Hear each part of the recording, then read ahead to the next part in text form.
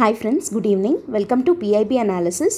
మనం every week పిఐబిలో వచ్చినటువంటి important articles అన్నిటినీ, కరెంట్ అఫైర్స్ని డిస్కస్ చేసుకుంటున్నాం కదా. సో ఈరోజు మార్చ్ 30th నుండి ఏప్రిల్ 5th వరకు ఉన్నటువంటి కరెంట్ అఫైర్స్ ఈ వీక్ అన్నిటివి మనం ఈ సెషన్లో డిస్కస్ చేద్దాం. Before going to start the session today, ఒక important announcement from LTX classes ఏంటంటే, ఉగాది సెలబ్రేషన్స్ ఆఫర్ కింద మీకు UPSC infinity programme actual fee 60,000 అయితే మీకు 10,000 డిస్కౌంట్ తోటి ఓన్లీ 50,000కే ఇవ్వడం జరుగుతుంది అనమాట. దట్టు మీకు ఆన్లైన్లో ఇది 50,000కే ప్రొవైడ్ చేస్తున్నారు. విత్ లైఫ్ టైం వ్యాలిడిటీ మీకు ఇవ్వడం జరుగుతుంది. అండ్ ఈ ఆఫర్ మీకు 15th ఏప్రిల్ వరకు వ్యాలిడిటీ ఉంది. So before that you can subscribe to UPSC infinity program only for 50,000 rupees. దీనికి సంబంధించి మీకు ఏదైనా డౌట్స్ ఉన్నట్టయితే, ఇంకేమైనా ఫర్దర్గా క్లారిఫికేషన్స్ కావాలి అనుకున్నట్టయితే you can contact this number or else you can visit the website ltxclasses.com. Okay, let us start our PIB analysis of the week from 30th March to 5th April. నిన్నటి వరకు వచ్చినటువంటి important issues entire పిఐబిని మనం cover చేసుకోబోతున్నాము ఈ వీక్లో. And once again I'm telling you that PIB is a very important source. ఎందుకంటే అది government నుంచి authentic source కాబట్టి మనకి క్వశ్చన్స్ కూడా ఏపీపీఎస్సీ కానీ, టీఎస్పీఎస్సీ ఆర్ యూపీఎస్సీ ఎగ్జామ్స్లో కానీ పిఐబి నుంచి directly they are picking the statements from PIB అనమాట. కాబట్టి మనం పిఐబిలో ఎగ్జామ్కి రిలవెంట్గా ఉండే ప్రతి ఒక్క టాపిక్ని చదువుకోవాలి. అండ్ ఈ వీక్లో మనము ఎన్ని టాపిక్స్ వచ్చాయంటే మనకి అరౌండ్ 10 టాపిక్స్ వచ్చాయన్నమాట.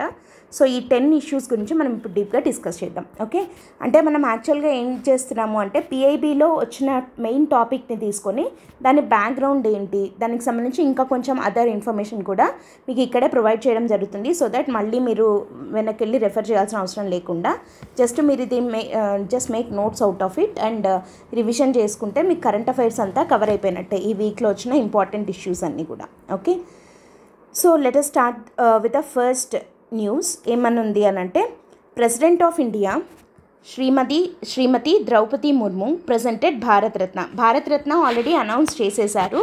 బట్ భారతరత్న అవార్డ్స్ని రీసెంట్గా ప్రజెంట్ చేయడం జరిగిందనమాట. ఈ వీక్లో on 30th మార్చ్ ప్రజెంట్ చేయడం జరిగింది ముర్ము గారు అట్ రాష్ట్రపతి భవన్. ఓకే, రాష్ట్రపతి భవన్లో ఇచ్చారనమాట.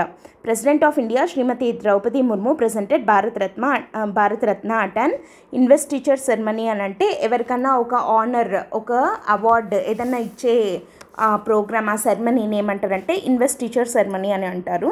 సో అందులో భాగంగా రాష్ట్రపతి భవన్లో జరిగిన ఆ సెరమనీలో on March 30th, 2024 she conferred Bharat Ratna upon. ఎవరెవరికి భారతరత్న ఇచ్చారు ఆల్రెడీ అనౌన్స్ చేశారు, మనకందరికీ తెలిసిన విషయమే. పివి నరసింహారావు గారు, మన ఎక్స్ ప్రైమ్ మినిస్టర్, ఆయనకి పోస్ట్మస్లీ అవార్డు రావడం జరిగింది. ఆయన చనిపోయిన తర్వాత ఇప్పుడు భారతరత్న ఇచ్చారనమాట. సో ఆయన బదులుగా వాళ్ళ అబ్బాయి పివి నరసింహారావు గారి కొడుకైన పివి ప్రభాకర్ రావు గారు భారతరత్న అవార్డుని ఆయన తరపున తీసుకోవడం జరిగిందనమాట. Next, former prime minister Chaudhary Charan Singh గారికి కూడా పోస్ట్మస్లీ అవార్డుని ఇవ్వడం జరిగింది. సో ఆయన తరపున Bharat Ratna was received by Shri Jayant Chaudhary, his ఆయన గ్రాండ్ సన్ అయినటువంటి జయంత్ చౌదరి గారు ఈ అవార్డుని తీసుకోవడం జరిగిందనమాట. ఓకే, సో పోస్ట్మస్లీ వీళ్ళిద్దరికీ వచ్చింది. అండ్ ఎంఎస్ స్వామినాథన్ గారికి కూడా పోస్ట్మస్లీనే వచ్చింది.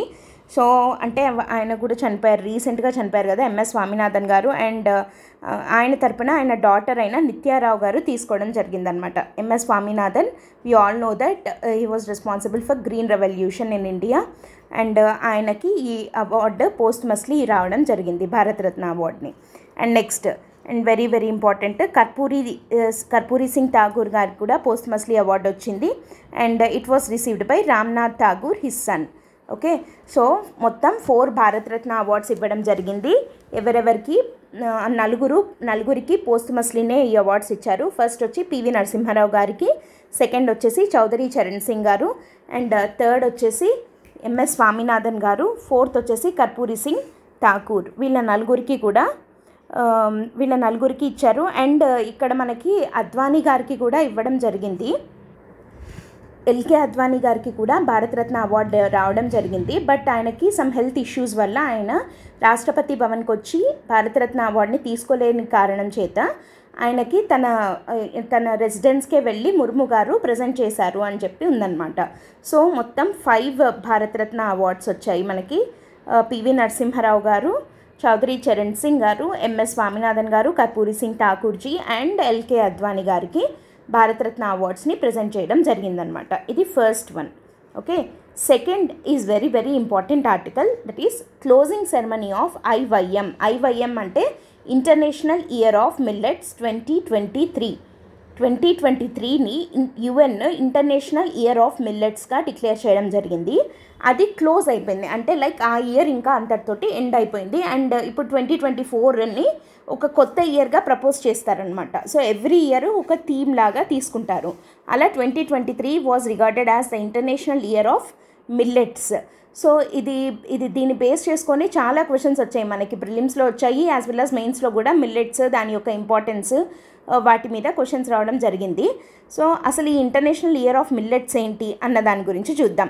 ఇక్కడ వెరీ ఇంపార్టెంట్ థింగ్ ఏంటి అంటే అసలు 2023ని ఇంటర్నేషనల్ ఇయర్ ఆఫ్ మిల్లెట్స్గా పెట్టాలి అన్న ప్రపోజల్ పెట్టిండేదే ఇండియా అనమాట. ఓకే, వాట్ ఈజ్ ఐవైఎం అంటే India's proposal to observe an international year of millets in 2023 was approved by food and agricultural organisation in 2018 and United Nations General Assembly has declared 2023 as International Year of Millets. దీన్ని international year of మిల్లెట్స్గా 2023ని declare చేసింది ఎవరు అంటే United nations general assembly declare చేయడం జరిగింది.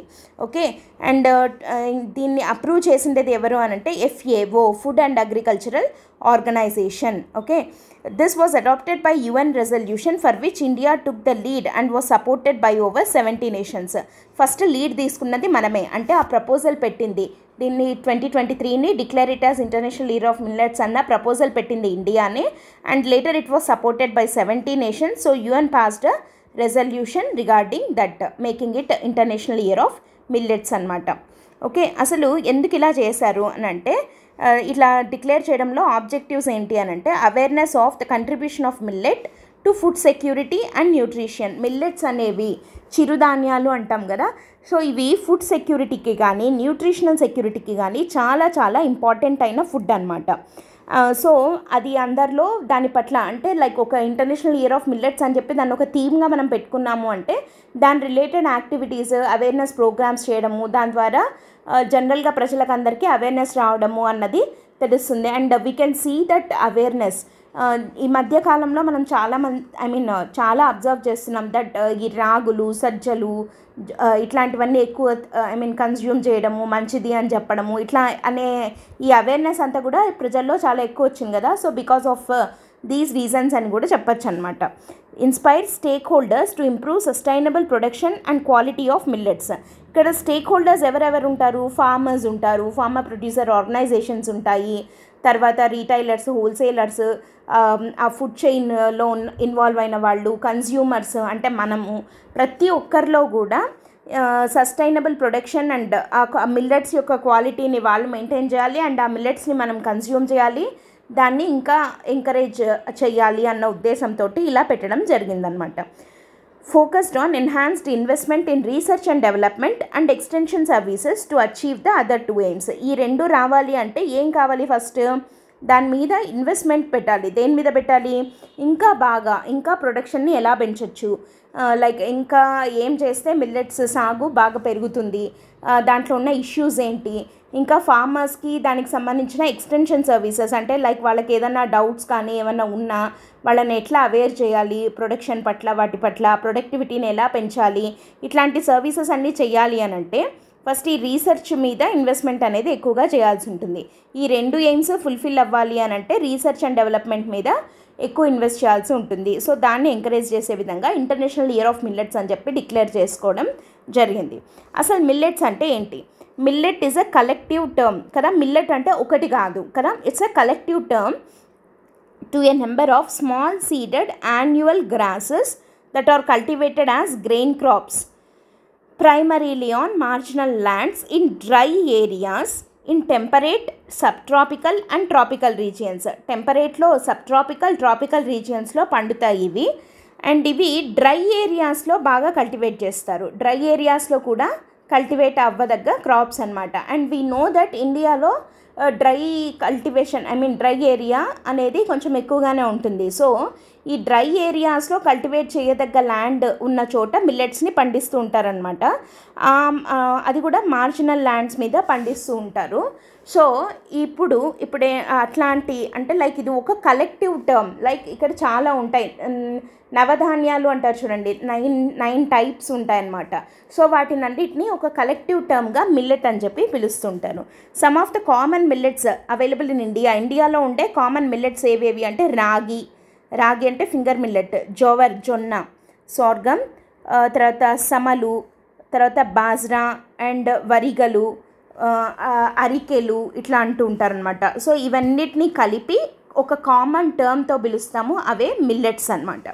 And అసలు ఈ millets యొక్క earliest evidence మనం ఎక్కడ చూడొచ్చు అంటే ఇండస్ వ్యాలీ సివిలైజేషన్లో దొరికినటువంటి రిమైన్స్లో మనకి ఈ మిల్లెట్స్ యొక్క రిమైన్స్ కూడా దొరికాయన్నమాట. సో అంత పాతవి, like they are much ancient అనమాట and very local to India అని చెప్పచ్చు. First plants domesticated for food అని కూడా, అంటే లైక్ తినడానికి వాడినటువంటి మొట్టమొదటి పంటగా మిల్లెట్స్నే చెప్తున్నారు, ఎందుకంటే ఇండస్ వ్యాలీ సివిలైజేషన్లో వీటి రిమైన్స్ దొరికాయి కాబట్టి. అండ్ ఇది ఓన్లీ ఇండియాలోనే పండుతాయంటే అట్లేం లేదు, it is grown in about 131 countries. ఎందుకంటే tropical, temperate, subtropical countries, ఆ రీజియన్స్ అన్నిట్లోనూ పండుతాయి కాబట్టి 131 కంట్రీస్లో పండుతాయి. And it is traditional food for around 60 crore people in Asia and Africa. Particularly Asia and African కంట్రీస్లో ఎక్కువగా వీటిని కల్టివేట్ చేస్తూ ఉంటారు. అండ్ అవి ట్రెడిషనల్ ఫుడ్గా అక్కడ ఉన్నటువంటి 60 crore పీపుల్ దాకా కన్జ్యూమ్ చేస్తూ ఉంటారనమాట వీటిని. సో అంత ఇంపార్టెన్స్ ఉంది మిల్లెట్స్కి. And India is the largest producer of millets in the world. ఇది వెరీ వెరీ ఇంపార్టెంట్ పాయింట్. ఇప్పుడు ఇండియాకి ఎందుకు అంత interest, why we took the lead అంటే because India is the largest producer of the millets in the world. It accounts for, ఎంత largest producer అంటున్నాం కదా, ఎంత అంటే టోటల్ గ్లోబల్ ప్రొడక్షన్లోనే 20% ఆఫ్ ద ప్రొడక్షన్ మనమే చేస్తున్నాము. అండ్ ఏషియాలో మాత్రమే చూసినట్టయితే 80% ఆఫ్ ద ప్రొడక్షన్ ఫ్రమ్ ఇండియానే అవుతుందన్నమాట. Okay, 20% of the global production accounts from India and it is the global largest producer of millets in the world. And ఏషియాలో చూసినట్టయితే 80% మనమే చేస్తున్నాం. ఇంకా మనం కాకుండా ఇంకెవరు లార్జెస్ట్ ప్రొడ్యూసర్స్ ఉన్నారు అని అంటే గ్లోబల్ డిస్ట్రిబ్యూషన్ చూసినట్టయితే ఫస్ట్ ప్లేస్లో ఇండియా ఉంది, ఇందాకే చెప్పుకున్నాము. అండ్ తర్వాత Nigeria and China are the largest producer of millets in the world. Accounting ఈ మూడు కలిపితే ఇండియా, నైజీరియా, చైనా చూసాము అని అంటే accounts for 55% of the global production. Total global ప్రొడక్షన్లో 55%, అంటే దాంట్లో మళ్ళీ 55లో ఒక 20% ఓన్లీ ఫ్రమ్ ఇండియానే అవుతుంది, మిగతా 35% ఈ రెండు కలిపి టోటల్గా 55% of the total global production of millets are from only 3 countries. అంత హైలీ కాన్సన్ట్రేట్ అయ్యి ఉందన్నమాట. అంటే మోర్ దాన్ హాఫ్ ఓన్లీ ఈ 3 కంట్రీస్ నుంచే వస్తుంది. ఏంటా 3? India, Nigeria and China. Okay, for many years India was a major producer of millets. However in recent years millet production has increased dramatically in Africa. ఆఫ్రికాలో ఈ మధ్య ఎక్కువగా పెరిగింది అని అంటున్నాం. సో అసలు మిల్లెట్స్ యొక్క సిగ్నిఫికెన్స్ ఏంటి అని అంటే సింపుల్గా చూద్దాము. ఇవి లెస్ ఎక్స్పెన్సివ్, న్యూట్రిషనల్లీ సుపీరియర్. ఖర్చేమో తక్కువ కానీ న్యూట్రిషన్ వైజ్ చూస్తే సుపీరియర్ టు వీట్, రైస్ ఇవి తినే కన్నా, అంటే లైక్ ఏంటంటే గోధుమలు ఇంకా వరి వీటి నుంచి వచ్చే మన న్యూట్రిషన్ కన్నా కూడా nutritionally millets are much more superior than wheat and rice అనమాట. ఎందుకంటే మిల్లెట్స్లో ప్రోటీన్ కంటెంట్ చాలా ఎక్కువ ఉంటుంది, హై ప్రోటీన్, ఫైబర్ ఎక్కువ, వైటమిన్స్ ఎక్కువ అండ్ మినరల్స్ లైక్ ఐరన్, తర్వాత vitamins, fibre content, high protein content ఉంటుంది. అండ్ కాబట్టి న్యూట్రిషనల్లీ ఇది very much superior than wheat and rice. పోనీ ఖర్చు ఎక్కువ అంటే ఏం కాదు, ఇట్ ఈస్ లెస్ ఎక్స్పెన్సివ్. ఇంకా ఏం మంచి ఉన్నాయి, it is also rich in calcium, magnesium, iron, calcium, magnesium. ఇక్కడ చూస్తే రాగి is known to have the highest calcium content among all the food grains. రాగి అనేది ఒక టైప్ ఆఫ్ రాగులు అంటారు కదా, ఈ రాగులల్లో మొత్తం ఉన్న అన్ని ఫుడ్ గ్రైన్స్లోకి రాగుల్లోనే హైయెస్ట్ కాల్షియం కంటెంట్ ఉంటుంది, which is very much helpful for bones కదా కాల్షియం అనేది. సో ఆ రాగులు అనేది కూడా ఒక మిల్లెట్టే కాబట్టి, అంటే మనకు ఐరన్ కానీ, కాల్షియం కానీ, మెగ్నీషియం కానీ, తర్వాత ప్రోటీన్ కానీ, ఫైబర్ కానీ, వైటమిన్స్ కానీ అన్నీ కూడా మిల్లెట్స్లో చాలా ఎక్కువ, వెరీ మచ్ సుపీరియర్గా ఉంటాయి. సో ఈ ఒక్క మిల్లెట్స్ అనేవి కనుక తీసుకుంటే ఓన్లీ ఫుడ్ సెక్యూరిటీ అని మాత్రమే కాకుండా న్యూట్రిషనల్ సెక్యూరిటీని కూడా ఇచ్చినట్టు అవుతుంది, రైట్? ఎందుకంటే it acts as a shield against nutritional deficiency especially among children and women. మనకి ఫుడ్ సెక్యూరిటీ అంటే తినడానికి తిండి ఉంటే సరిపోదు, అది మంచి న్యూట్రిషియస్ ఫుడ్ కూడా ఉన్నప్పుడే వాళ్ళు హెల్తీగా ఉంటారు. For health and wellbeing of the people, particularly children and women. ఎందుకంటే వీళ్ళలోనే మనకి మాల్ న్యూట్రిషన్ అనేది ఎక్కువగా కనపడుతోంది కాబట్టి ఇండియాలో. సో ఇక్కడ మిల్లెట్స్ని కనుక మనము ఒక సబ్స్టిట్యూట్గా వీటికి వాడినట్టయితే, అంటే ఈ ఫుడ్ సెక్యూరిటీలో డిస్ట్రిబ్యూషన్లో ఇచ్చే వాటికి ఇది సబ్స్టిట్యూట్గా కనుక వాడినట్టయితే, because of rich content in protein, fibre, iron, calcium, magnesium, వీటి వల్ల వాళ్ళకి not just food security but they can also get nutritional security అని చెప్పి అంటున్నాం అనమాట. So it can fight against high prevalence of anaemia. Anaemia అంటే ఏంటి? Blood levels తక్కువ ఉండడము అనేది మేజర్ ఇష్యూ అనమాట ఇండియన్ ఉమెన్లో of reproductive age and infants. అంటే రీప్రొడక్టివ్ ఏజ్లో అంటే మదర్ అవ్వదగ్గ ఏజ్ ఉంటుంది కదా, సో ఆ ఏజ్లో ఉన్న ఉమెన్లో ఇండియాలో అండ్ పుట్టిన పిల్లల్లో, చిన్న పిల్లల్లో, 1 year లోపు పిల్లల్లో మనం ఎక్కువగా చూసే ఇష్యూ ఏంటి అని అంటే అనీమిక్ లెవెల్స్ చాలా హైగా ఉన్నాయి. అంటే వాళ్ళల్లో బ్లడ్ లెవెల్స్ అనేవి చాలా తక్కువగా ఉందన్నమాట. హిమోగ్లోబిన్ కంటెంట్ అంటే ఐరన్ కంటెంట్ తక్కువ ఉందన్నమాట. సో అది ఇంప్రూవ్ అవ్వాలి అని అంటే మిల్లెట్స్ ఆర్ లైక్ ఒక పనేషియా అని చెప్పచ్చు అనమాట. అవి కనుక వాళ్ళకి సప్లై చేయగలిగితే then they can have like millets can act as a shield against nutritional deficiencies, అనీమియాకి అగెయిన్స్ట్గా వాళ్ళు ఎదుర్కోగలుగుతారు with the help of millets అని చెప్తున్నాం. అండ్ ఇవి gluten free and low glycaemic index. అంటే ఏంటంటే కార్బోహైడ్రేట్ కంటెంట్ దీంట్లో తక్కువ. సో గ్లూటెన్ ఫ్రీ అంటే లైక్ ఫ్యాట్ కంటెంట్ తక్కువ అనమాట. సో లైఫ్ స్టైల్ ప్రాబ్లమ్స్ అంటే ఈ మధ్య లైఫ్ స్టైల్ ఇష్యూస్ అంటే లైక్ ఒబేసిటీ కానివ్వండి, తర్వాత డయాబెటీస్, ఇట్లాంటివి ఎక్కువ అవుతున్నాయి కదా, ఇవి లైఫ్ స్టైల్ ఇష్యూస్ అని అంటున్నాం వీటిని. సో వీటిని ట్యాకిల్ చేయాలి అని అంటే మిల్లెట్స్ ఆర్ ద బెస్ట్ ఏమంటారంటే వెపన్స్ అని చెప్పచ్చు. అండ్ వీటిని పండించడం కూడా ఈజీ. ఎందుకు అనంటే they do not require specific photo period are for flowering. అంటే లైక్ ఇంతకాలం పడుతుంది, ఇంత టైమే ఉండాలి, ఇట్లాంటి కండిషన్సే ఉండాలి, అలాంటివి ఏమీ లేవన్నమాట. ఈవెన్ కొంచెము పూర్ సాయిల్స్ అంటే soil like nutrient rich soils కూడా అక్కర్లేదు, పూర్ సాయిల్స్లో కూడా పండుతాయి. అండ్ ఎక్స్టర్నల్ ఇన్పుట్స్ కూడా వీటికి పెద్ద అంటే ఫర్టిలైజర్స్ ఇట్లాంటివి ఎక్కువగా ఇవ్వాల్సిన అక్కర్ లేదనమాట. So they super crop at growing, పెంచడం కూడా చాలా ఈజీ. అండ్ అన్నిటికన్నా బెస్ట్ థింగ్ ఏంటంటే they are less water consuming. Okay, అంటే డ్రాట్ కండిషన్స్ని తర్వాత నాన్ ఇరిగేటెడ్ ల్యాండ్స్లో కూడా ఇవి ఈజీగా పండగలుగుతాయి. సో కాబట్టి లో రెయిన్ఫాల్ రీజియన్స్లో వీటిని ఎక్కువగా పండించవచ్చు అండ్ ఈజీగా పండుతాయి. కాబట్టి మనకి మిల్లెట్స్ అనేది లైక్ ప్రొడక్టివిటీ అన్నది కూడా చాలా హైగా ఉంటుందన్నమాట. అండ్ వీటి నుంచి carbon and water foot print కూడా తక్కువ. అంటే మనకి ఏంటంటే లైక్ వాటర్ అది తీసుకునే వాటర్ కంటెంట్ కూడా తక్కువ అని అంటున్నాం కదా. సో ఇది very much beneficial crop for small and marginal farmer. చిన్న ఫార్మర్స్కి ఇరిగేషన్ ఫెసిలిటీస్ ఇవ్వలేని వాళ్ళకి, తర్వాత సాయిల్ కంటెంట్ అంత రిచ్గా లేని సాయిల్స్లో కూడా వీటిని ఈజీగా పండించవచ్చు. సో ఇవి సిగ్నిఫికెన్స్ ఆఫ్ మిల్లెట్స్ అనమాట. అయితే ఇప్పుడు ఇంత సిగ్నిఫికెంట్ అయిన ఈ మిల్లెట్స్ అన్నిటి పట్ల అవేర్నెస్ కల్పించడం కోసం అని చెప్పి India took the lead and it wanted UN to declare the year 2023 as International Year of Millets and it succeeded in it కదా. సో ఇప్పుడు ఆ ఇయర్ కంప్లీట్ అయిపోయింది అని చెప్తూ క్లోజింగ్ సెరమనీని చేయడం జరిగిందనమాట. దాని గురించి ఇప్పుడు వచ్చింది చూడండి. ఇది యాక్చువల్గా న్యూస్లో ఉంది మనకి.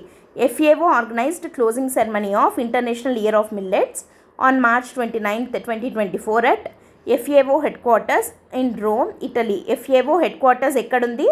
ఇటలీలోని రోమ్లో ఉందన్నమాట.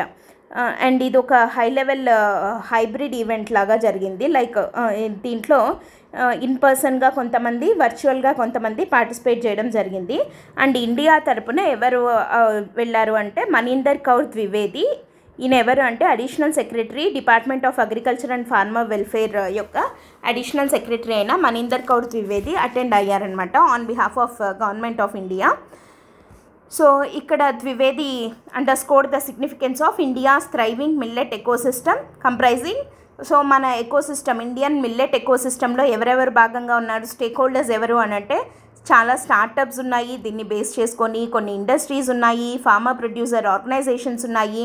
ఇవన్నిటి వల్ల మిల్లెట్స్ యొక్క ప్రమోషన్ అండ్ అడాప్షన్ అన్నది పెరిగింది అని చెప్పి ఈయన చెప్పడం జరిగిందనమాట. అండ్ ఇక్కడ వన్ మోర్ థింగ్, ఇవి పర్సన్స్ ఇన్ న్యూస్ కింద ఇది మనకి ఇంపార్టెంట్. క్యూ డాంగ్ యూ ఎవరు అని అంటే director general of FAO. Who is the director general of FAO? Qu Dongyu. So ఆయన in his opening remarks at the official closing ceremony commended the international community for their commitment to advancing millet related initiatives and emphasized the crucial role of millets in achieving food security and nutrition for all. Okay, so ఆయన మొత్తం international కమ్యూనిటీని అన్నిటినీ కూడా thanks చెప్పడం జరిగింది for millet related initiatives. ఈ year అంతా కూడా మిల్లెట్స్కి సంబంధించి వాళ్ళు తీసుకున్నటువంటి ఇనిషియేటివ్స్ అండ్ దానివల్ల పెరిగిన మిల్లెట్ ప్రొడక్షన్ అండ్ దానివల్ల అచీవ్ చేసిన ఫుడ్ అండ్ న్యూట్రిషన్ సెక్యూరిటీ గురించి మాట్లాడారు. Qu Dongyu, who is the director general of FAO. FAO headquarters ఎక్కడుంది? ఇటలీ, రోమ్లో ఉందన్నమాట. ఓకే, సో ఇది second topic. Let us move on to the third one ఏంటంటే prime minister addresses RBI at 90 opening ceremony. రీసెంట్గా మన reserve bank of India RBI 90 ఇయర్స్ని complete చేసుకుంది. 90th birthday అనుకోండి. సో దాన్ని కంప్లీట్ చేసుకునింది. దానిని సో RBI 90ని PM అడ్రస్ చేయడం జరిగిందనమాట. అండ్ దీంట్లో భాగంగా ఈయన he released commemorative coin to mark 90 years of RBI. 90 years of RBI అయింది అని చెప్పి 90 రూపీస్ కాయిన్ని, ఒక కమెమరేటివ్ కాయిన్ని రిలీజ్ చేయడం జరిగిందనమాట. అండ్ ఏమన్నారు? RBI plays a pivotal role in advancing our nation's growth trajectory. RBI చాలా కీ రోల్ ప్లే చేసింది మన నేషన్ గ్రోత్లో అన్నారు.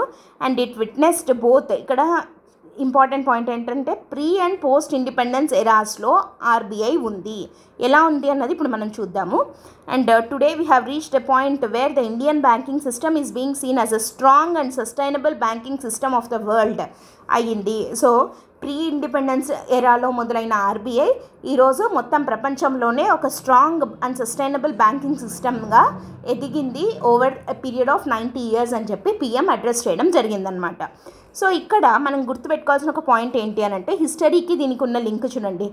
RBI ఎస్టాబ్లిష్మెంట్లో డాక్టర్ BR అంబేద్కర్ గారి role it is very very important. ఎందుకు అనంటే 1926లో British government Hilton and Young commission అని చెప్పి ఒక కమిషన్ వేయడం జరిగింది. ఆ కమిషన్కి డాక్టర్ BR అంబేద్కర్ ఒక రిపోర్ట్ ఇచ్చారు. అండ్ ఆ రిపోర్ట్ ఆయన దేన్ని బేస్ చేసుకొని ఇచ్చారు, కొన్ని రికమెండేషన్స్ ఇవ్వడం జరిగింది based on his book. BR అంబేద్కరే ఒక బుక్ రాయడం జరిగింది. ఈ బుక్ గురించి ప్రీవియస్గా క్వశ్చన్ అడిగారు. The problem of rupee, its origin and solution అన్న బుక్ ఎవరు రాశారు అంటే doctor BR Ambedkar. The problem of the rupee, its origin and it's solution అన్న బుక్ డాక్టర్ BR అంబేద్కర్ రాశారు. దాంట్లో ఆయన క్లియర్లీ డిస్కస్డ్ లైక్ అసలు ఒక సెంట్రల్ బ్యాంక్ అనేది ఎందుకు ఉండాలి, దాని రోల్స్ అండ్ రెస్పాన్సిబిలిటీస్ ఎలా ఉండాలి, దాని ఫంక్షన్స్ ఏంటి, దాని ఆబ్జెక్టివ్స్ ఎయిమ్స్ ఏంటి, విజన్ ఎలా ఉండాలి, ఇవంతా ఆ రూపీ దాని ప్రాబ్లం ఏంటి and how to tackle that rupee, ఈ ఇన్ఫ్లేషన్, వీటన్నిటి గురించి చాలా క్లియర్గా అంబేద్కర్ గారు ఈ బుక్లో రాయడం జరిగిందనమాట. సో ఆ బుక్ని బేస్ చేసుకొని ఆయన కొన్ని రికమెండేషన్స్ని హిల్టన్ అండ్ యంగ్ కమిషన్కి ఇచ్చారు ఇన్ ద ఇయర్ 1926. అండ్ ఈ discussions it led to the foundation for the establishment of RBI on April 1st, 1935. So 1935 April 1st RBI was established. అందుకే మనం 90 years అని అంటున్నాము. సో ఈ కమిషన్ని బేస్ చేసుకొని హిల్టన్ అండ్ యంగ్ కమిషన్ యొక్క రికమెండేషన్స్ని base చేసుకొని RBI was established అనమాట. About RBI చూద్దాం ఇప్పుడు. RBI అంటే ఏంటి? It is the central bank and monetary authority of the India and it was established on April 1st, 1935 under, ఇది ఒక స్టాచ్యుటరీ బాడీ లాగా ఎస్టాబ్లిష్ అయ్యింది. చూడండి, under the reserve bank of India act 1934 కింద it was established on April 1st, 1935 అనమాట. ఈ idea ఎక్కడిది అంటే హిల్టన్ యంగ్ కమిషన్ రికమెండేషన్స్ని బేస్ చేసుకొని వచ్చింది. అండ్ దీని ఇనాగ్రల్ గవర్నర్ అంటే RBI యొక్క ఫస్ట్ గవర్నర్, స్టార్టింగ్లో ఉన్నటువంటి గవర్నర్ పేరు O.A. Smith. Okay, Osborne ఆర్కెల్ Smith, O.A. Smith. ఈయన ఒక ఆస్ట్రేలియన్ అనమాట. Later he was succeeded by C.D. Deshmukh. He was the first Indian to hold that position. ఏ పొజిషన్? ఆర్బీఐ గవర్నర్గా అపాయింట్ అయిన ఫస్ట్ ఇండియన్ ఎవరంటే సిడి దేశ్ముఖ్. యాక్చువల్గా inaugural governor ఎవరంటే O A Smith అనమాట.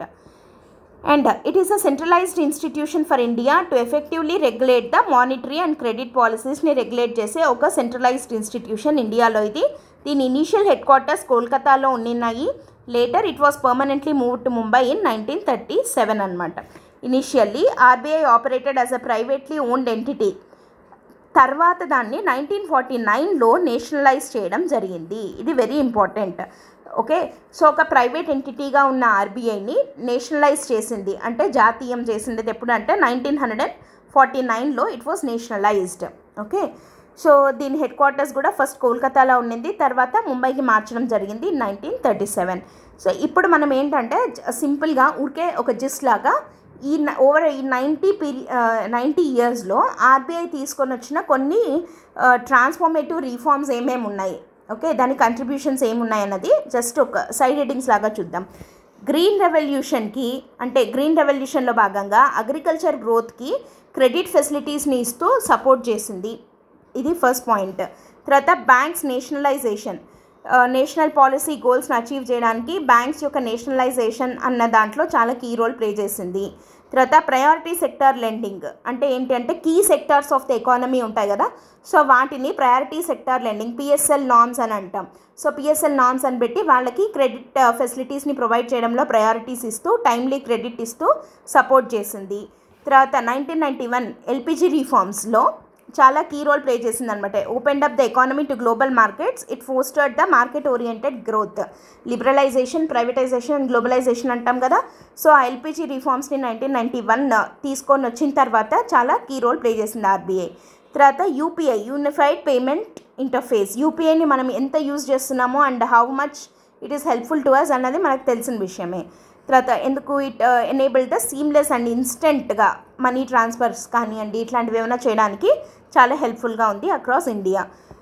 తర్వాత 2016 నుంచి ఇన్ఫ్లేషన్ టార్గెటింగ్ ఫ్రేమ్వర్క్, ఇన్ఫ్లేషన్ టార్గెట్స్ని పెట్టి అంటే లైక్ ఎంత ఏ లెవెల్స్ ఆఫ్ ఇన్ఫ్లేషన్ ఉండాలి అని చెప్పి చెప్తూ గైడ్ చేస్తూ వస్తుందన్నమాట. Next Bharat bill payment system BBPS.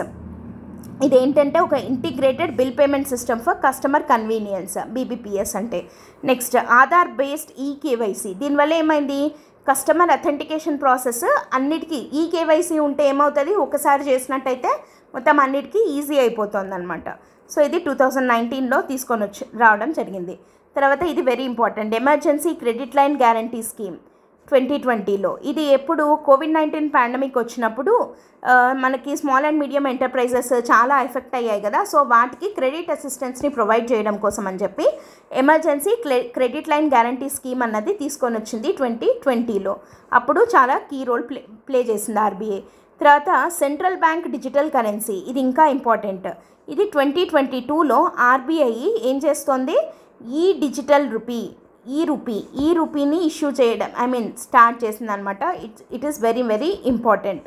తర్వాత క్రిప్టో కరెన్సీ రెగ్యులేషన్. మనకు క్రిప్టో కరెన్సీ గురించి తెలుసు కదా, ఒక క్రిప్టో కరెన్సీలో ఆర్బీఐ ఏం చేస్తుంది, it has maintained consistent stance against crypto currencies. ఎందుకంటే దీని మీద బ్యాన్ తీసుకొని వచ్చిందనమాట. China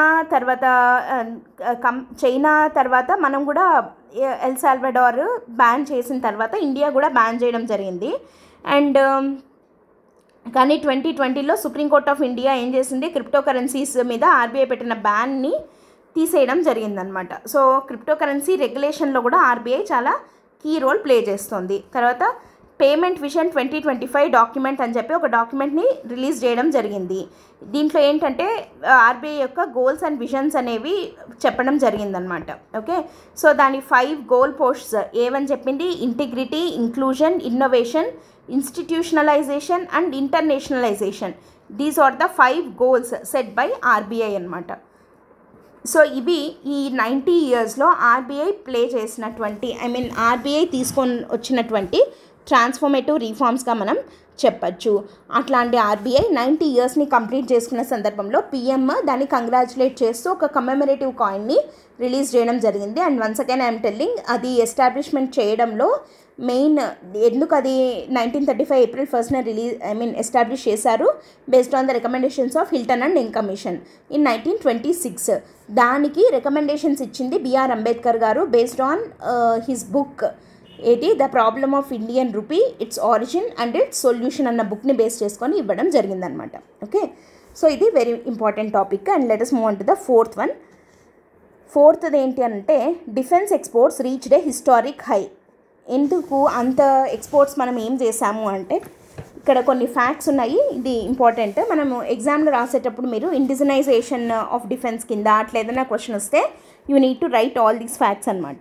defence exports historic high of 21,083 crores reach అయ్యాము in FY financial year 23-24. So ఎంత పెరిగింది ఇది అని అంటే ప్రీవియస్ ఫిస్కల్ ఇయర్తో పోలిస్తే 32.5% ఇంక్రీజ్ అయింది and 31-fold growth over the past decade. అదే పాస్ట్ డెకేడ్తో పోలిస్తే ఇప్పుడు 23-24లో 21,083 crores అంటున్నాం. అది 2013-14తో పోలిస్తే 31 times పెరిగింది. ఓకే, 31 times ఇంక్రీజ్ అయింది డిఫెన్స్ ఎక్స్పోర్ట్స్. అదే ప్రీవియస్ ఇయర్తో పోలిస్తే 32.5% పెరిగింది అని అంటున్నాం. ఇది ప్రీవియస్ ఇయర్తో పోలిస్తే 32.5%. అదే లాస్ట్ డెకేడ్ 2013-14తో పోలిస్తే 31 times ఇంక్రీజ్ అయ్యాయి డిఫెన్స్ ఎక్స్పోర్ట్స్. దీంట్లో major contribution was from private sector. చూడండి 60% ప్రైవేట్ సెక్టర్ కంట్రిబ్యూట్ చేస్తే while defence public sector undertakings ఉంటాయి కదా గవర్నమెంట్వి, సో దే కంట్రిబ్యూటెడ్ అరౌండ్ 40% అనమాట. సో ఇక్కడ ఇవి చేంజ్ చేసి ఇట్లా మార్చి అడగచ్చు ఫ్యాక్ట్స్ని. Okay, major contribution was from private సెక్టరే 60%. డిపిఎస్యూస్ వచ్చేసి అంటే public sector undertakings of defence వచ్చేసి ఓన్లీ 40% మాత్రమే ఈ ఎక్స్పోర్ట్స్లో కంట్రిబ్యూట్ చేశాయి. ఇంత పెరగడానికి రీజన్స్ ఏంటి, what are the key drivers అంటే పాలసీ రీఫార్మ్స్ కానివ్వండి, తర్వాత is of doing business initiatives. దీనివల్ల ఏమయ్యాయంటే ప్రైవేట్ సెక్టర్ రోల్ ఎక్కువైంది. అండ్ తర్వాత కాంప్రహెన్సివ్ డిజిటల్ సొల్యూషన్స్, తర్వాత మన డిఫెన్స్ ప్రోడక్ట్స్ని టెక్నాలజీస్ని గ్లోబల్ లెవెల్లో ఎక్కువగా యాక్సెప్ట్ చేయడం, లైక్ బాగున్నాయి అని చెప్పి ఎక్కువగా తీసుకోవడము. వీటన్నిటి వల్ల కూడా ఇండియన్ డిఫెన్స్ ఎక్స్పోర్ట్స్ అన్నవి హిస్టారికల్ హై లెవెల్కి రీచ్ అవ్వడం జరిగింది. Okay, so this is the fourth topic. Let us move on to the fifth one ఏంటి, Indian coast guard ship Samudra Paheredar embarked on a significant overseas deployment. ఈ సముద్ర పహర్దార్ అనే దాన్ని embarked అనే overseas deployment ఎక్కడికి పంపించారు అంటే ఆసియాన్ నేషన్స్కి పంపించడం జరిగింది. సో ఇది ఎందుకు హెల్ప్ అవుతుంది, సముద్ర పహర్దార్ అనే ఈ షిప్ ఐసీజీ వాళ్ళు ఎందుకు తీసుకొని రావడం జరిగింది అంటే టు కంబాట్ మెరైన్ పొల్యూషన్ని కంట్రోల్ చేయడానికి ఈ Samudra Paheredar is very much helpful అనమాట. Okay, the visit of a specialised pollution control vessels like Samudra Paheredar aims to showcase India's marine pollution response capabilities. మనం ఎంతవరకు మెరైన్ పొల్యూషన్కి మనం like how much we can tackle the marine pollution అన్నది తెలుస్తుంది. And also మనము ASEAN రీజియన్లో మిగతా కంట్రీస్లో ఉన్న మెరైన్ పొల్యూషన్ని కూడా దాని పట్ల మనం ఎలా రెస్పాండ్ అవుతాము అన్నది కూడా ఇక్కడ తెలుస్తుంది. దీనివల్ల మనకి ఆ ఆసియాన్ నేషన్స్తో బయోలేటరల్ రిలేషన్స్ కూడా స్ట్రెంథన్ అవుతాయి. లైక్ ఏ కంట్రీస్తో, ఫిలిప్స్, వియత్నాం అండ్ బ్రూనీ. ఈ కంట్రీస్లో ఉన్న మెరైన్ పొల్యూషన్ సిచ్యువేషన్స్ని ట్యాకిల్ చేయడం ద్వారా we can improve our bilateral relations with these ASEAN nations. And ఈ సముద్ర పహర్దార్ గురించి వచ్చినట్టయితే it has a specialised marine pollution control equipment. దీంట్లో ఒక స్పెషల్ ఎక్విప్మెంట్ ఉంది. అండ్ చేతక్ హెలికాప్టర్ కూడా ఉంది in pollution response configuration to contain and recover spilled oil. మామూలుగా మనకి మెరైన్ పొల్యూషన్స్ అంటే ఎక్కువగా మనం చూసే ఇష్యూస్ ఏంటి అంటే పెద్ద పెద్ద ఆయిల్ షిప్స్ అవి వెళ్తూ ఉంటాయి, కార్గో వెళ్తూ ఉంటుంది కదా, అక్కడ అవి ఆయిల్ స్పిల్స్ అవుతూ ఉంటాయి అన్నమాట. ఆయిల్ స్పిల్ అయినప్పుడు ఏమవుతుంది, సముద్రంలో ఆయిల్ పడితే లైక్ మెరైన్ పొల్యూషన్ అంటాము. అండ్ అప్పుడు అక్కడ ఉన్నటువంటి ఈ ఆర్గానిజమ్స్ కానివ్వండి, లైక్ ప్లాంట్స్, ఇవన్నీ లైక్ అక్కడ ఉన్న మెరైన్ యానిమల్స్ ఇవన్నీ కూడా చాలా ఎఫెక్ట్ అవుతూ ఉంటాయి. సో అట్లాంటి సిచ్యువేషన్స్ని ట్యాకిల్ చేయడానికి ఈ ICG ship Samudra Paheredar is very much helpful in tackling such marine pollution issues. Okay, so ఇది ఏం చేస్తుంది అంటే ఇది మామూలుగా ఎక్కడ ఉంటుంది అంటే విశాఖపట్నం ఆంధ్రప్రదేశ్లో ఉంటుంది. It has successfully undertaken various coast guard operations including pollution response ఒక్కటే అని కాకుండా తర్వాత international maritime boundary line exclusive economic zone సర్వేలెన్స్కి వెళ్తుంది. తర్వాత it can counter transnational crimes అంటే ఈ పైరేట్స్ వీటిని కూడా ట్యాకిల్ చేయగలదు. And maritime search and rescue ఆపరేషన్స్లో కూడా ఇది పార్టిసిపేట్ చేయగలదు అనమాట. సో ఇట్లాంటి ఈ ఐసీజీఎస్ షిప్ అయిన సముద్ర పెహర్దార్ ఇది ఓవర్సీస్ డిప్లాయ్మెంట్ కోసం అని చెప్పి ఆసియాన్ నేషన్స్ అయిన ఫిలిప్పైన్స్, వియత్నాం అండ్ బ్రూనీకి డిప్లాయ్ చేయడం జరిగింది. ఎందుకంటే అక్కడ ఉన్న మెరైన్ పొల్యూషన్ ఇష్యూస్ని కూడా హ్యాండిల్ చేసి ఆ కంట్రీస్ తోటి మనం బైలేటరల్ రిలేషన్స్ని ఇంప్రూవ్ చేసుకోవడానికి ఇది ఒక ఎక్సర్సైజ్ లాగా చెప్తూ ఉంటారనమాట. ఓకే, సో ఇక్కడ క్వశ్చన్ ఎట్లా అడుగుతారు, ICGS Samudra Paheredar which was recently in news is used to అని చెప్పి అంటే లైక్ అది ఏంటి అని అడగచ్చు. It is a ship used to combat marine pollution అనమాట. Okay, let us move on to the next one. Indian National Science Academy INSA and NCGG National Center for Good Governance వీళ్ళిద్దరూ కలిసి second leads ప్రోగ్రామ్ని start చేశారనమాట. అసలు ఈ LEADS programme అంటే ఏంటి అని అంటే లీడ్స్ LEADS అంటే leadership development in science and technology అన్న ప్రోగ్రామ్ని స్టార్ట్ చేశారు. సో క్వశ్చన్ ఎలా అడుగుతారు, LEADS programme is organised with a joint collaboration of INSA and NCGG. ఆప్షన్స్లో ఈ రెండు ఇవ్వడం జరుగుతుంది. ఓకే, దీని ఆబ్జెక్టివ్ ఏంటి, అసలు ఎందుకు ఈ ప్రోగ్రామ్ అంటే to equip future science and technology leaders with the skills in the field of science, technology and innovation. ఇది ఎవరి కోసము అని అంటే ఇది సైంటిస్టుల కోసం అన్నమాట. ఓకే, సో సైంటిస్టులు ఎందుకంటే ఈ లీడ్స్ ప్రోగ్రామ్ ద్వారా వాళ్ళని ఇంకా సైన్స్ అండ్ టెక్నాలజీలో వాటిల్లో ఇంకా వాళ్ళని ఏమంటారంటే వాళ్ళలో లీడర్షిప్ క్వాలిటీస్ని బిల్డ్ చేయడానికి, వాళ్ళలో కెపాసిటీ బిల్డింగ్ తీసుకొని రావడానికి ఈ లీడ్స్ అనే ప్రోగ్రామ్ హెల్ప్ అవుతుంది. సో లీడ్స్ అనే ప్రోగ్రామ్ ఏంటి అంటే it is designed for individuals working in the field of science and technology in various laboratories. ఇది first of its kind joint initiative ఎవరెవరి మధ్య, INSA అండ్ NCGG మధ్య. Okay, ఎందుకు ఇది ఎవరి కోసం, సైంటిఫిక్ ఫ్రెటర్నిటీ కోసం, అంటే those who are working in the fields of science and technology in various laboratories అని అంటున్నాం. సో దేనికోసం, ఫర్ లీడర్షిప్ పొజిషన్స్కి వాళ్ళని ప్రిపేర్ చేయడం కోసము అండ్ ఛాలెంజెస్ని ఎలా ఫేస్ చేయాలి అట్లా అంతా వాళ్ళని ప్రిపేర్ చేయడం కోసం ఈ ప్రోగ్రామ్ అనేది హెల్ప్ అవుతుంది. So to expose future science and technology leaders to different aspects of అడ్మినిస్ట్రేషన్లో వాళ్ళని ఎట్లా ఫేస్ చేయాలి ఏంటి అని చెప్పి ప్రిపేర్ చేయడానికి. It is designed for mid career scientists of age group 40 to 50 years and it enables them to assume leadership roles. అంటే like for example ఇప్పుడు ఇస్రోలో షార్, తర్వాత ఇస్రో డిఫరెంట్ ఆర్గనైజేషన్స్ ఉంటాయి, DRDOలో కానివ్వండి, ఇట్లాంటి డిఫరెంట్ ఆర్గనైజేషన్స్ ఉన్నాయి కదా, వాటిల్లో లీడర్షిప్ రోల్స్ కోసం వెళ్ళాలి అని అనుకునే వాళ్ళని ఇంకా వాళ్ళలో కెపాసిటీ బిల్డింగ్ తీసుకొని రావడం కోసం అని చెప్పి లీడ్స్ అనే ప్రోగ్రామ్ని స్టార్ట్ చేయడం జరిగింది INSA along with NCGG. Good governance వాళ్ళు ఎందుకంటే లైక్ ఛాలెంజెస్ ఏమేమి ఉంటాయి, how can governance be better in such science and technology ఇన్స్టిట్యూషన్స్లో ఎట్లా చేయొచ్చు అని చెప్పి. So it is open to scientist with promising research or administrative credentials from various scientific institutions like DST, DBT, CSIR, ICMR, DRDO, ICAR, agriculture research వాళ్ళని కూడా and different academic and research ఇన్స్టిట్యూషన్స్లో పనిచేసే 40 to 50 years మధ్య age గ్రూప్లో ఉన్న mid career సైంటిస్టులు ఎవరైతే ఉన్నారో they are all eligible to get enrolled in to this LEADS programme. అంటే ఇది ఒక ఏమంటారంటే ఒక కెపాసిటీ బిల్డింగ్ ప్రోగ్రామ్ లాంటిది. So it is a first of its kind joint initiative by INSA along with NCGG national centre for good governance.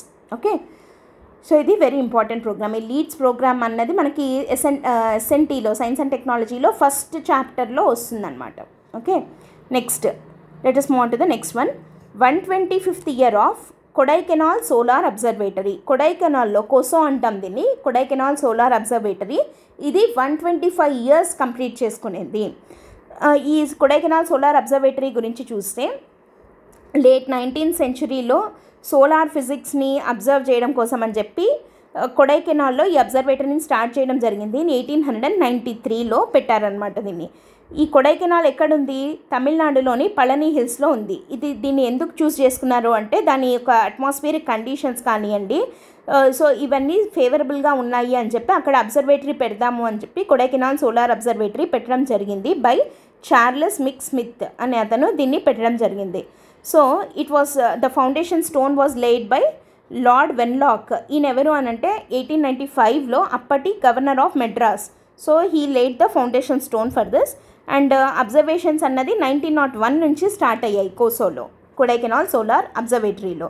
So ఇనీషియల్గా దీంట్లో ఏమేమి ఉన్నాయంటే ఫర్ సోలార్ అబ్జర్వేషన్స్ కోసము టెలిస్కోప్స్ వాడేవాళ్ళు, దేనికోసం సన్ స్పాట్స్ని, తర్వాత సోలార్ రేడియేషన్స్ని వీటిని అబ్జర్వ్ చేయడానికి టెలిస్కోప్స్ని యూజ్ చేసేవాళ్ళు అనమాట. కానీ ఇప్పుడు చాలా హై అడ్వాన్స్డ్ ఇన్స్ట్రుమెంట్స్ ఉన్నాయి at KoSO, like H alpha telescope, white light active region monitor, వామ్ మానిటర్ అని అంటారు. సో దీని ద్వారా ఏంటి అని అంటే high resolution solar imaging, high resolution images of సన్ని మనం చూడొచ్చు త్రూ కొడైకెనాల్ సోలార్ అబ్జర్వేటరీ. అంటే స్టార్టింగ్లో అయితే జస్ట్ టెలిస్కోప్స్ ఉండేవి, బట్ ఇప్పుడు ఇంకా హైలీ అడ్వాన్స్డ్ ఇన్స్ట్రుమెంట్స్ అనేవి ఉన్నాయన్నమాట ఈ కోసోలో. ఓకే, సో ఈ కోసో ఏమేమి లైక్ ఇంపార్టెంట్ సైంటిఫిక్ ఎండీవర్స్ ఏం చేసింది, ఏమేమి కనిపెట్టగలిగింది త్రూ దిస్ అంటే the observatory made significant contributions to solar physics. ఏమేం చేసింది? Discovery of radial motion of sun spots known as Evershed effect. Evershed effect అనే దాన్ని కోసో అనేది కనిపెట్టగలిగింది Kodaikanal solar observatory. Evershed effect అంటే ఏంటి అంటే సన్ స్పాట్స్ ఉంటాయి కదా, సో ఈ సన్ స్పాట్స్ యొక్క రేడియల్ మోషన్ గురించి కనుక్కోగలిగింది అనమాట కోసో అనేది. And it expanded it research area beyond solar physics. First starting అయితే ఇది ఓన్లీ సోలార్ కోసమే స్టార్ట్ అయింది, but now it expanded to cosmic rays, radio astronomy గురించి, ఐనోస్పియర్ గురించి అండ్ స్టెల్లార్ ఫిజిక్స్, వీటన్నిటి గురించి ప్రజెంట్ అది స్టడీ చేయగలుగుతుంది Kodaikanal solar observatory. In April 1971 KoSO was brought under, ఇది దేని కింద ఉంది ప్రస్తుతం అంటే Indian institute of astrophysics Bengaluru కింద పనిచేస్తుంది అనమాట. It is as part of separation of astrophysics from IMD. యాక్చువల్గా ఇది ఐఎండి కింద ఉండేది, but later it was brought under Indian institute of astrophysics Bengaluru కింద ప్రస్తుతం కొడైకెనాల్ సోలార్ అబ్జర్వేటరీ అన్నది పనిచేస్తుంది అనమాట. Okay, so Kodaikanal solar observatory completed 125 years. ఇది ఎక్కడుంది? కొడైకెనాల్ తమిళనాడులోని పళని హిల్స్లో ఈ అబ్జర్వేటరీ పెట్టడం జరిగింది.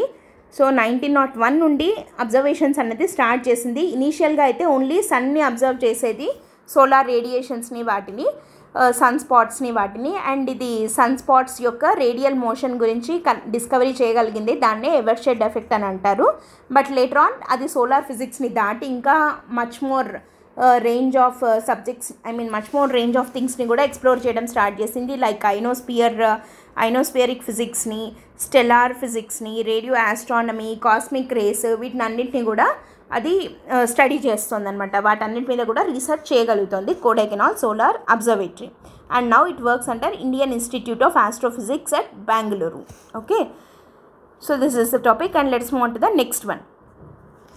ఇదేంటంటే ఒక రిపోర్ట్ లాంచ్ చేయడం జరిగింది on energy transition towards achieving India's net zero targets. It marks significant milestone in India's energy landscape.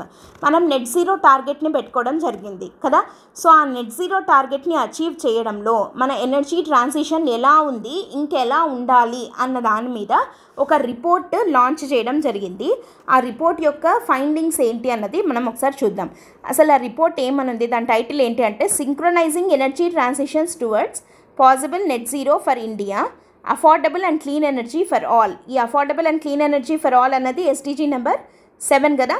So affordable and clean energy for all SDG number 7ని అచీవ్ చేయాలి and net zero టార్గెట్స్ని achieve చేయాలి అని అంటే energy transition ఎలా ఉండాలి అన్నది report. ఈ రిపోర్ట్ ప్రిపేర్ చేసింది ఎవరు అంటే IIM Ahmedabad under the guidance of principal scientific adviser. So వీళ్ళిద్దరూ కలిసి ఈ రిపోర్ట్ని ప్రిపేర్ చేయడం జరిగిందనమాట. ఓకే, దీనికి ఫండింగ్ ఎవరిచ్చారు? It received partial funding from nuclear power corporation of India limited NPCIL. And అంటే దీన్ని బట్టి మనకి ఏం తెలుస్తుంది అంటే గవర్నమెంట్ అండ్ ఇండస్ట్రీ కలిసి పనిచేస్తున్నాయి ఇన్ ఎనర్జీ ట్రాన్సిషన్ అని చెప్పి చెప్పచ్చు. సో అసలు ఈ రిపోర్ట్ దేనికి అని అంటే నెట్ జీరో టార్గెట్ని అచీవ్ చేయాలి అని అంటే ఏం చేయాలి, ఆ పవర్ రెన్యూవబుల్ ఎనర్జీ సోర్సెస్ ఏమున్నాయి, వాటి మిక్స్ ఎలా ఉండాలి, ఇప్పుడు ఎంత ఉండాలి అన్నది క్లియర్గా రిపోర్ట్లో ఇవ్వడం జరిగింది. సో ఇప్పుడు మనం ఈ రిపోర్ట్ యొక్క కీ సమ్మరీ ఒకసారి చూసినట్టయితే, there is no silver bullet to achieve net zero. ఏంటి, ఏం లేదు. ఎందుకంటే the transition needs multiple pathways to be adapted with the coexistence of myriad technologies in our energy basket. ఒక సిల్వర్ బుల్లెట్ లైక్ అంటే ఒకటే ఏది లేదనమాట, ఒక సొల్యూషన్ లేదు. ఏంటి అంటే మన దగ్గర ఉన్న టెక్నాలజీస్ యొక్క కోఎగ్జిస్టెన్స్ అన్నది మాత్రమే పాసిబుల్ చేస్తుంది టు అచీవ్ నెట్ జీరో అని అంటున్నాం.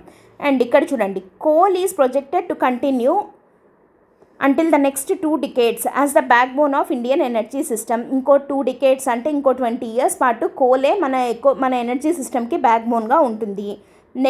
Net zero is not possible without substantial nuclear power and renewable energy generation by 2070. Nuclear power అనేది చాలా కీ రోల్ ప్లే చేస్తుంది. అది లేకుండా నెట్ జీరో అన్నది పాసిబుల్ కాదు. నెక్స్ట్ ఏంటంటే 2070కి మనం నెట్ జీరోని అచీవ్ చేయాలి అని అంటే ఏంటంటే ఎమిషన్స్ ఎంతకు తగ్గాలి, 0.55 బిలియన్ టన్స్ ఆఫ్ CO2కి తగ్గాలి. అంటే దాని అర్థం ఏంటంటే this translated to nuclear power rising 5-fold from today's levels to 30 gigawatts by 2030 and 265 gigawatts by 2050. Nuclear power అనేది చాలా కీ రోల్ ప్లే చేస్తుంది అన్నాం కదా. ఎంత అంటే మనం నెట్ జీరో అచీవ్ చేయాలి అంటే న్యూక్లియర్ పవర్ ఇప్పుడు ఎంతైతే ఉందో మన దగ్గర, మన కెపాసిటీ ఎంతైతే ఉందో ప్రజెంట్ కెపాసిటీ అంతకు 5 times పెరగాలి. అంటే ఇప్పుడున్న లెవెల్స్ టుడే లెవెల్స్ కన్నా కూడా 30 gigawatts 2030కి 30 gigawatts అవ్వాలి. అండ్ 2050కి 265 gigawatts అయితే తప్ప నెట్ జీరో అన్నది 2070కి అచీవ్ చేయడం అన్నది పాసిబుల్ కాదు. అండ్ ఇంకా చెప్పాలి అంటే ఇట్ విల్ న్యూక్లియర్ పవర్ అన్నది 4% of India's total energy by 2030. ఇప్పుడు ఏమంటున్నాం, 2030కి 30 gigawatts ఆఫ్ న్యూక్లియర్ పవర్ మన దగ్గర ఉంది అంటే ఓకే, టోటల్ ఎనర్జీలో అది 4% మాత్రమే. అండ్ 2050కి 265 gigawatts అయ్యింది అని అంటే అది టోటల్ ఎనర్జీలో 30% రోల్ న్యూక్లియర్ ఎనర్జీ నుండే రావాలి. సో ఇది వెరీ వెరీ ఇంపార్టెంట్ అనమాట. న్యూక్లియర్ పవర్ అన్నది కీ రోల్ ప్లే చేయబోతోంది in achieving India's net zero target అని చెప్పి తెలుస్తుంది మనకి. అండ్ ఎమిషన్స్ విషయానికి వస్తే India's emissions would range between 0.56 CO2 equivalent and 1 CO2 equivalent in 2070. It is expected that remaining gap in emissions will be offset. ఎలా తగ్గుతుంది? Through sequestration in forestry and tree cover as envisaged in our India's NDCs.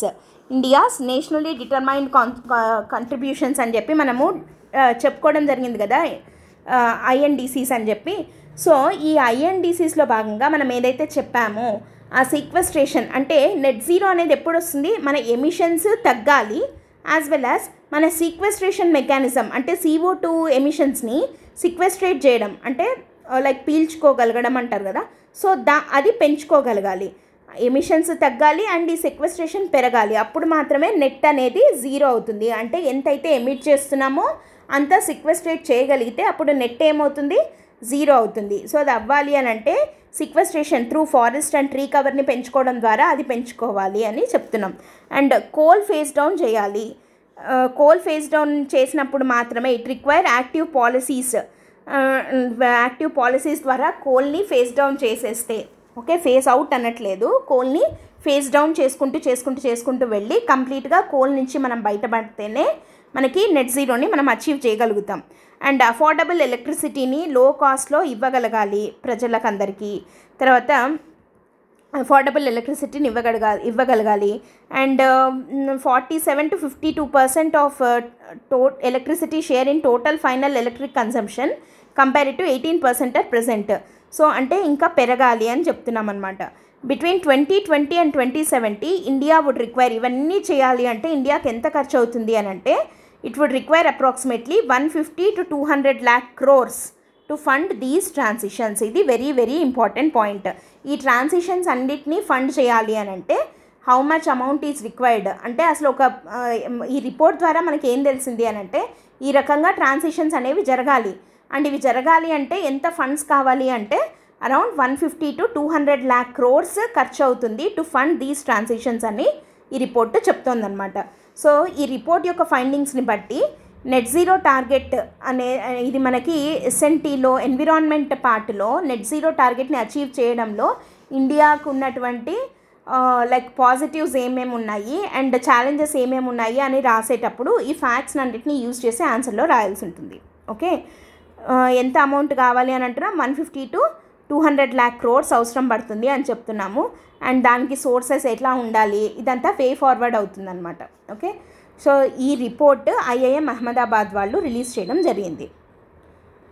Next let us move on to the next one. India's first gene therapy for cancer launched. President of India Murmu garu India's first home grown అంటే ఇండిజినస్గా తయారు చేసిన gene థెరపీని launch చేశారు for cancer at IIT బాంబేలో దీన్ని launch చేయడం జరిగింది. దాని పేరు ఏంటి, ఆ థెరపీ పేరు అంటే cart cell therapy, CART cell therapy.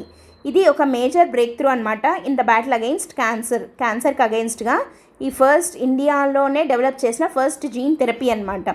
So ఇదేంటంటే అఫోర్డబుల్ అండ్ యాక్సెసిబుల్గా ఉంటుంది బికాజ్ ఎందుకు అనంటే ఇండియాలోనే డెవలప్ చేశారు కాబట్టి ఈ ఇన్నోవేటివ్ ట్రీట్మెంట్ వల్ల క్యాన్సర్తో సఫర్ అయ్యే చాలామందికి ఒక అఫోర్డబుల్ ట్రీట్మెంట్ అయితే దొరికింది అని చెప్పచ్చు. Okay, president emphasised that cart cell therapy is considered as one of the most phenomenal advances in medical science. ఎందుకంటే డెవలప్డ్ నేషన్స్లోనే ఉంది ఇది ఇప్పటి వరకు. అది అక్కడి నుంచి మనం అక్కడ చేసుకోవాలి అంటే అది చాలా extremely costly and beyond the reach of most patients అనమాట. కాబట్టి మనం ఇండియాలోనే తయారు చేసుకున్న దీనివల్ల ఇది అఫోర్డబుల్ రేంజ్లోనే ఉంటుంది అని చెప్పి కార్ట్ సెల్ థెరపీ ఉంది అని చెప్పచ్చు. అండ్ ఇక్కడ మనము ఇది ఇండిజినస్లీ డెవలప్డ్ కాబట్టి ఇది make in India and Atmanirbhar Bharat గోల్స్ని అచీవ్ చేయడంలో ఒక స్టెప్ ముందుకేసాము మెడికల్ సైన్సెస్లో అని చెప్పచ్చు అనమాట. So India's first CAR T cell therapy is not only an example of make in India initiative but also a shining example of Atmanirbhar Bharat అంటే సెల్ఫ్ రిలయంట్ ఇండియా క్యాంపెయిన్లో భాగంగా ఇది ఒక మేజర్ మైల్ స్టోన్గా దీన్ని చెప్పచ్చు. She praised the therapies development as a collaborative effort. ఎవరెవరు తయారు చేశారు చూడండి, ఇది చాలా చాలా ఇంపార్టెంట్. ఐఐటి బాంబే, తర్వాత Tata memorial hospital along with industry partner ImmunoACT అనే industry partner along with Tata memorial hospital, IIT వచ్చేసి ఐఐటి బాంబే, వీళ్ళందరూ కలిసి తయారు చేయడం జరిగింది ఈ first indigenous gene therapy to treat cancer. దాని పేరు ఏంటంటే CAR T cell therapy. Okay, so ఇది significant milestone in country's fight against the deadly disease offering affordable and accessible treatment to patients across the globe అని చెప్పి ముర్ము గారు praise చేయడం జరిగింది. ఇక్కడ గుర్తుపెట్టుకోవాల్సిన పాయింట్ ఏంటి అని అంటే కార్ట్ సెల్ థెరపీ పేరు ఇది ఇండిజినస్లీ డెవలప్డ్ బై ఎవరెవరు అంటే IIT Bombay, Tata memorial hospital and industry partner ImmunoACT అనమాట. Okay, so very important article ఇది. ఐఐటీస్ న్యూస్లో ఉన్నవి చాలా ఒక్క క్వశ్చన్ ఆర్ రెండన్నా గ్యారంటీగా మనకు క్వశ్చన్స్ వస్తాయి IITs in news. Let us move on to the next one. New generation ballistic missile Agni prime successfully flight tested. So ఇది ఎక్కడి నుంచి టెస్ట్ చేశారు, న్యూ జనరేషన్ బ్యాలిస్టిక్ మిసైల్, దాని పేరు అగ్ని ప్రైమ్. ఈ అగ్ని ప్రైమ్ని సక్సెస్ఫుల్గా ఫ్లైట్ టెస్ట్ చేశారు. ఎక్కడ అంటే ఆఫ్ ఒడిశా కోస్ట్, ఒడిశా దగ్గర ఫ్లైట్ టెస్ట్ చేయడం జరిగిందనమాట. ఎవరెవరు టెస్ట్ చేశారు చూడండి, strategic forces command SFC and along with DRDO వీళ్ళిద్దరూ కలిసి దీన్ని టెస్ట్ చేయడం జరిగింది. ఇక్కడ అబ్దుల్ కలాం ఐలాండ్ అంటాం కదా, doctor APJ Abdul Kalam island off the coast of Odisha. So అక్కడ ఈ అగ్ని ప్రైమ్ మిసైల్ని టెస్ట్ చేయడం జరిగింది and it was very successfully tested. Okay, ఇక్కడ మనకు ఒక కొత్త వర్డ్ వచ్చింది, స్ట్రాటజిక్ ఫోర్సెస్ కమాండ్ అని. ఇది DRDO మనకు తెలిసిందే. స్ట్రాటజిక్ ఫోర్సెస్ కమాండ్కి DRDOకి డిఫరెన్స్ ఏంటి అని అంటే స్ట్రాటజిక్ ఫోర్సెస్ కమాండ్లో it comprises personnel from Indian army, navy, air force, మూడింటి నుంచి పర్సనల్ అంటే లైక్ అక్కడ వాళ్ళు ఉంటారనమాట SFCలో. సో ఈ SFC ఏం చేస్తుంది, it is in charge of handling country's nuclear arsenal. Only nuclear ఆర్సెనల్ని మాత్రమే హ్యాండిల్ చేస్తుంది స్ట్రాటజిక్ ఫోర్సెస్ కమాండ్ అనేది. Okay, so it is in charge of handling country's nuclear arsenal మరి డిఆర్డిఓ ఏం చేస్తుంది? It is responsible for developing weapon systems and related military technologies. DRDO మామూలుగా weapon సిస్టమ్స్ని, military టెక్నాలజీస్ని, defence research and development organisation కదా ఇది. So ఇది ఓవరాల్గా అన్నిటిని డెవలప్ చేస్తుంది. బట్ న్యూక్లియర్ ఆర్సనల్కి సంబంధించి ఏది అని అంటే స్ట్రాటజిక్ ఫోర్సెస్ కమాండ్. దీంట్లో ఎవరెవరు ఉంటారు అంటే all the personnel will be from army, navy and air force. మూడింటికి సంబంధించిన వాళ్ళు ఇందులో ఉంటారనమాట. సో ఇప్పుడు వీళ్ళిద్దరూ కలిసి ఈ అగ్ని ప్రైమ్ మిసైల్ని సక్సెస్ఫుల్గా టెస్ట్ చేయడం జరిగింది. అసలు అగ్ని ప్రైమ్ మిసైల్ గురించి చూద్దాం ఇంపార్టెంట్ పాయింట్స్. ఇది medium range nuclear capable surface to surface ballistic missile. ఇది వెరీ ఇంపార్టెంట్. సర్ఫేస్ టు ఎయిరా, సర్ఫేస్ టు సర్ఫేసా, ఎయిర్ టు సర్ఫేసా ఇట్లా అంటారు కదా. So medium range nuclear capable ఇది, అందుకే ఎస్ఎఫ్సి అని అంటున్నాం, న్యూక్లియర్ ఆర్సనల్ కాబట్టి. Okay, surface to surface ballistic missile. And it was tested for the first time in 2021లోనే ఒకసారి టెస్ట్ చేయడం జరిగింది. సో ఇది డెవలప్ చేసింది డిఆర్డిఓ. అండ్ దీని రేంజ్ ఎంత అంటే 1000 to 2000 కిలోమీటర్స్. ఓకే, రేంజ్ కూడా very very important. 1000 to 2000 kilometres range అనమాట దీంట్లో ఇంపార్టెంట్ ఫీచర్స్ ఏమున్నాయి అనంటే it is a two stage canisterised solid propellant ballistic missile. Canisterised solid propellant ballistic missile అని అంటున్నాం కదా. క్యానిస్టరైజ్డ్ మిసైల్ అంటే ఏంటి అని అంటే మామూలుగా అన్ని మిసైల్స్ ఇట్లా అవుట్ సైడ్ ఉంటాయన్నమాట. They are exposed to outside environment. కానీ ఇదేంటి క్యానిస్టరైజ్డ్ అంటే దీన్ని ఒక లాంచ్ ట్యూబ్లో లేదా ఒక క్యానిస్టర్ అంటే ఇట్లా ఒక లైక్ ఒక బాక్స్ లాగా ఒక డబ్బా అంటాం కదా, ఆ టైప్లో ఉంటుంది క్యానిస్టర్ అంటే. అందులో స్టోర్ చేస్తారనమాట దీన్ని. కాబట్టి క్యానిస్టరైజ్డ్ మిసైల్ అని అంటున్నాం. ఇది 2 స్టేజ్ అనమాట, 2 స్టేజెస్లో ఉంటుంది ఇది. అండ్ ప్రొపెలెంట్ సాలిడ్ ప్రొపెలెంట్ని వాడతారు దీంట్లో ఈ బ్యాలిస్టిక్ మిసైల్లో. అండ్ ఇది లైటర్ దెన్ ఆల్ ద అర్లియర్స్ అగ్ని సిరీస్ ఆఫ్ మిసైల్స్. మనకి అగ్ని మిసైల్ అన్నది కొత్తది, ఇంకా చాలా వేరియంట్స్ ఉన్నాయి కదా అగ్నిలో, కానీ అన్నిటికన్నా ఇది lighter than all the earlier Agni series of missiles అనమాట. ఎందుకు అగ్ని ప్రైమ్ మిసైల్లో వాడిన ఉన్నటువంటి అడ్వాన్స్మెంట్ ఏంటి టెక్నాలజీలో అంటే ఇది లైటర్ అని అంటున్నాము. ఎంత లైటర్ అని అంటే మిగతా అగ్ని 3 మిసైల్ వీటికన్నిటికన్నా కూడా 50% వెయిట్ తక్కువగా ఉంటుంది. సో ఈజీ టు క్యారీ అని చెప్పచ్చు కదా. అండ్ దీంట్లో అడ్వాన్స్డ్ సెన్సార్స్ ఉన్నాయి. తర్వాత నావిగేషన్ అండ్ గైడెన్స్ సిస్టమ్స్ చాలా అడ్వాన్స్డ్ది యూస్ చేస్తున్నారు ఇన్ దిస్ అగ్ని ప్రైమ్ మిసైల్. తర్వాత ఈ క్యానిస్టరైజ్డ్గా ఉంది ఇది అని అంటున్నాం కదా, దానివల్ల బెనిఫిట్ ఏంటి అని అంటే it can be easily transported by road, rail and longer పీరియడ్స్కి ఇది స్టోర్ చేయొచ్చు. ఓకే, సో అండ్ ప్రిపరేషన్ అంటే దీన్ని లాంచ్ చేయాలనుకోండి దానికి ఎక్కువ టైం పట్టదనమాట. అంటే టైం టు లాంచ్ అనేది తగ్గుతుంది. సో ఈజీగా లాంచ్ చేసేయచ్చు అండ్ ఈజీగా ట్రాన్స్పోర్ట్ చేయొచ్చు అండ్ ఎక్కువ కాలం స్టోర్ కూడా చేయొచ్చు ఫర్ లాంగర్ పీరియడ్.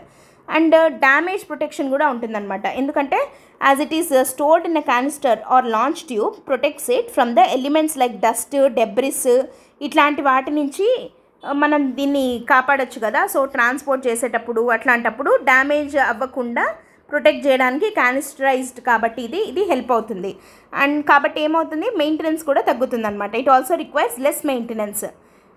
సో కాబట్టి ఇది ఎయిర్ నుంచి కానివ్వండి, ల్యాండ్ లేదా సీ ఎక్కడి నుంచి దీన్ని లాంచ్ చేయాలన్నా కూడా చాలా ఈజీగా లాంచ్ చేయొచ్చు, ఈజీగా స్టోర్ చేయొచ్చు, ఈజీగా ట్రాన్స్పోర్ట్ చేయొచ్చు. అండ్ లైట్ వెయిట్ ఉంది, ఎందుకంటే మిగతా మిసైల్స్తో పోలిస్తే 50% వెయిట్ తక్కువగా ఉంది.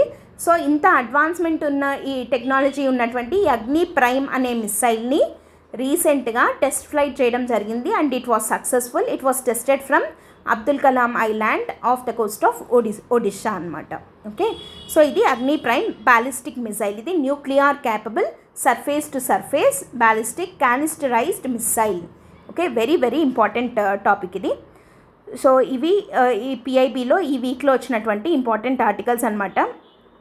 సో పిఐబి ఎవ్రీ వీక్ మనము ఆర్టికల్స్ అన్నింటినీ డిస్కస్ చేసుకుంటాము. జాగ్రత్తగా దాని మీద నోట్స్ మేక్ చేసుకోండి. ఖచ్చితంగా దీని నుంచి క్వశ్చన్స్ అయితే మనం ఎక్స్పెక్ట్ చేయొచ్చు. Okay, that's it for today. Thanks for listening. All the best. By.